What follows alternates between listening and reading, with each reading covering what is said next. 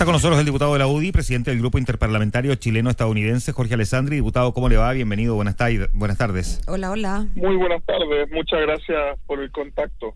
Diputado, déjeme preguntarle si usted tiene algún antecedente en concreto respecto de por qué hemos visto en los últimos días las revocaciones de último minuto de la visa waiver en algunos ciudadanos chilenos. En lo formal no ha cambiado nada. Yo estuve hace 25 días en Washington con el director del programa de visa waiver. Hasta emocionante fue la reunión porque abrió su mochila y sacó un cuaderno de Carabineros de Chile y me felicitó por nuestras policías, las dos policías, había trabajado muy profesionalmente con ellos y de hecho lo ponía como ejemplo cuando iba a otros países de América Latina o América Central respecto a policías profesionales que intercambiaban bien la información, que tenían reuniones muy ejecutiva, le llamaba mucho la atención eso, y me dijo que el único problema que teníamos con el visa waiver, que era que el 2,6%, que tampoco es tanto, pero para él era significativo, el 2,6% de los que la piden tienen sobreestadía, o sea, se quedan más de 90 días. Puede ser un día o puede ser 100, pero ese era un problema que a ellos los tenía preocupados. Pero después de decirme todo esto, de que se cumple la formalidad, de que las policías son muy profesionales, de que el embajador también ha logrado todos los convenios para intercambio de información, me dice, otra cosa muy preocupante es el relato comunicacional. Y por supuesto ahí está el ladrón que le robó la cartera a la jefa de Homeland Security, que al final no había entrado con visa waiver, están los ladrones de las mansiones, ¿cierto? Sí. Allá los jueces y los fiscales de distrito son electos, entonces salen a dar unos puntos de prensa muy duros en la prensa contra los chilenos, pero yo creo que hay que defender esa parte, la retórica de cómo estamos informando el uso, porque esto es mucho más que un viaje rápido, una visa rápida a Estados Unidos. Esto te permite intercambiar información con el FBI, compartir información con los aeropuertos de Estados Unidos, se pilló gracias a la colaboración con el FBI una red de pornografía infantil almacenada por chilenos. O sea, esto es mucho más que viajar barato y fácil a Estados Unidos. Esto también es intercambio de información para pillar narcotráfico, crimen organizado, así que es un lujo tenerlo y no tenemos que perderlo. Y sin embargo, diputado, lo cierto es que uno no tiene como la estadística exacta, pero no habíamos escuchado de viajeros que vieran sus visas, su visa waiver cancelada a último minuto, cancelada incluso durante una escala en Lima, y uno se pregunta, ¿qué está pasando? Pues no parece que, más allá de lo que sea la versión oficial, pareciera que están mandando alguna señal, o esto es el principio del fin del visa waiver. ¿Cómo lo interpreta usted? Lo que pasa, este es un proceso que tú vas intercambiando información todo el tiempo y hay una mesa de trabajo permanente. Entonces el visa waiver parte compartiendo antecedentes penales de condenados. Hace 2 años hubo una tremenda discusión porque ellos querían saber también las personas que habían sido detenidas muchas veces, aunque no hubieran sido condenadas, porque decían, si un mechero es detenido 20 veces, pero siempre tuvo salida alternativa, aunque no haya sido condenado en Chile, yo quiero saber porque considero que es un pato malo. Bueno, el embajador Juan Gabriel Valdés, se hicieron algunos cambios. Cuando tú te metes a postular al visa waiver, aceptas, haces un check en un cuadradito y dice, acepto que se compartan las bases de datos de las detenciones, de los juicios, del Poder Judicial, que a esta gran base de datos con este software le van metiendo más cosas, juicios civiles, problemas migratorios, tribunales ambientales, y los americanos van agarrando más y más información, y yo creo que hay una base de datos de nuevas que ha ingresado que está haciendo que gente rebote también por criterios de la administración Trump. Por ejemplo, si dejaste a Cuba en los últimos 6 meses, estás rebotando y hace 2 años no rebotabas por eso. Claro, pero también está ocurriendo que hay personas que no han tenido ese criterio y que pareciera que esto es como una especie de random aleatorio que no responde a un necesariamente a unos ciertos criterios desde ese punto de vista que han llevado a que incluso, no sé, menores de edad, por ejemplo, se queden sin la visa o que alguna persona que no había viajado nunca a ninguno de los países siquiera mínimamente sospechoso para Estados Unidos también se queden sin la visa waiver. Entonces, la duda es si aquí hay una cuestión cuestión que no estamos viendo, sobre la cual todavía no nos han entregado mayor explicación. Entendemos que es un beneficio, pero al mismo tiempo me imagino que puede haber alguna explicación respecto de cómo se utiliza ese beneficio. Me han llegado cientos de casos y cada vez que analizamos uno encuentra alguna posible razón, porque nunca te entregan la razón real. Entonces, claro.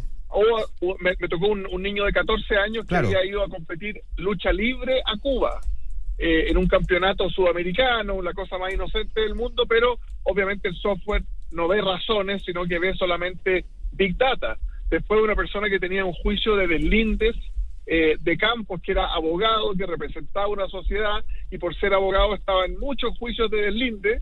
Quizá el computador interpretó que era una persona relacionada con las tomas de tierras en el sur. Yo no sé la forma en que se está ocupando el software, las bases de datos, pero no siento hasta ahora, por la conversación que he tenido con el gobierno, me junté también con gente de la Casa Blanca, el Departamento de Estado, no siento que haya una decisión de restringirlo sin razón ninguna.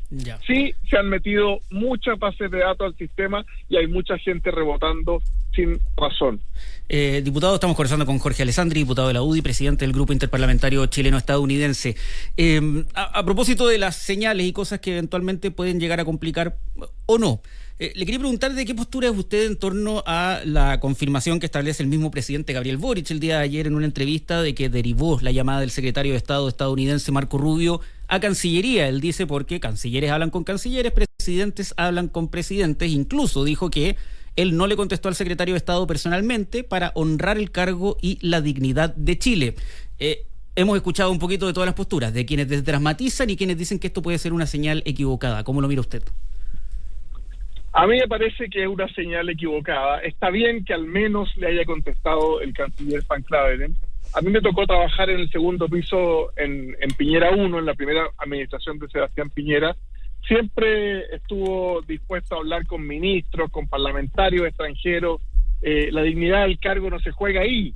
La dignidad del cargo se juega en muchas cosas, se juega en estar siempre disponible, en estar abierto al comercio internacional, en seguir los protocolos. Ahora en pocas semanas nos visita, por ejemplo, el rey de Bélgica. No creo que el presidente Boric diga no lo puedo recibir porque rey se junta con rey. En fin, diputado, no es lo mismo conversar sobre una cuestión corriente que se está negociando, una discusión sobre ciertos puntos de un acuerdo de comercio, por ejemplo, una cuestión como esa, que cuando llama el canciller preguntando sobre qué va a anunciar el presidente el día domingo en la cuenta pública. Es completamente diferente, es completamente distinto. Por eso es que la pregunta es si en este caso no tiene razón el presidente de la República, más allá del color político, él nos representa a todos en una cuestión de Estado. Uno puede compartir o no lo que anunció respecto a Israel. Esa es parte del debate, pero no estoy apuntando a eso, sino que más bien que el canciller, si un ministro llama para pedir explicaciones sobre lo que el presidente de la República va a anunciar en la cuenta pública, lo que le corresponde es hablar con el canciller, o bien el presidente de la República de Chile habla con el presidente de Estados Unidos. ¿No le parece? Sí, las versiones que yo he visto no es que haya llamado para pedir explicaciones o pedir el texto de lo que iba a ser la cuenta pública. No, pero tanto la prensa norteamericana como el propio canciller Alberto Van Claveren reconocieron que Marco Rubio preguntó, en una llamada que duró 10 minutos, sobre qué iba a anunciar el presidente en materia de Israel. Tanto la prensa norteamericana, pro-israelí, dice esto, como el mismo canciller Alberto Van Claveren. O sea, dos versiones, digamos, de allá y de acá señalan más o menos lo mismo, y que él incluso además le explicó lo que Estados Unidos estaba haciendo para intentar poner un alto al fuego en Gaza. Es decir, básicamente su llamada tenía que ver con el rumor que corría desde el miércoles de que Chile iba a romper relaciones con Israel, y él quería saber si era cierto o no. ¿No le correspondería en ese caso responder al canciller, o que si esa duda la tiene el presidente Trump, sea él quien hable directamente con el presidente Boric, considerando además lo delicado del tema?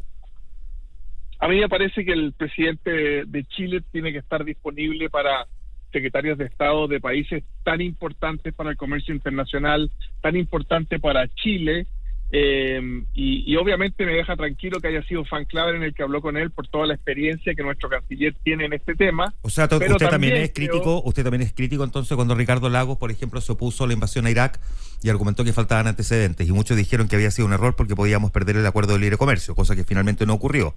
Y por de pronto Lagos tenía razón cuando descubrimos luego que no estaban los antecedentes para invadir Irak. Es que no es comparable. En ese momento me pareció una muy buena señal la que dio Lagos. A nosotros nos tocaba circunstancialmente estar sentados en esa mesa en el Consejo de Seguridad, y creo que fue una buena señal, pero pero acá si era mal leído. Recuerde usted que el gobierno de Estados Unidos no es un gobierno normal, no es un gobierno que entienda las señales por los medios de por qué no le contesté. Es un presidente, el de Estados Unidos me refiero, que cambia mucho de opinión, que reacciona a veces de manera violenta en la retórica al menos. Por lo tanto, hay que andar con el doble de cuidado. Chile depende del comercio internacional, depende del cobre, depende del litio. Por lo tanto, no hay que enojar a nadie en materia internacional, pero a este gobierno de Estados Unidos yo también andaría con más cuidado, y por eso es cierto. habría recomendado que el presidente Boric también anduviera con especialísimo cuidado. Ahora le reitero, Frank Clavering es un canciller muy preparado en estos temas y estoy seguro que en esos 10 minutos dio muy buenas explicaciones a Marco Rubio. Ya pues, le quiero agradecer el que haya conversado con nosotros. Vamos a ir mirando cómo evoluciona esta historia, que por supuesto además puede eventualmente, no sabemos, con Donald Trump nunca sabe. Ahí estamos. Ahora la teleserie se fue para otro lado, así que se fue para Elon Musk, así que por lo menos por ahora. Que tiene el waiver de Sudáfrica. Claro.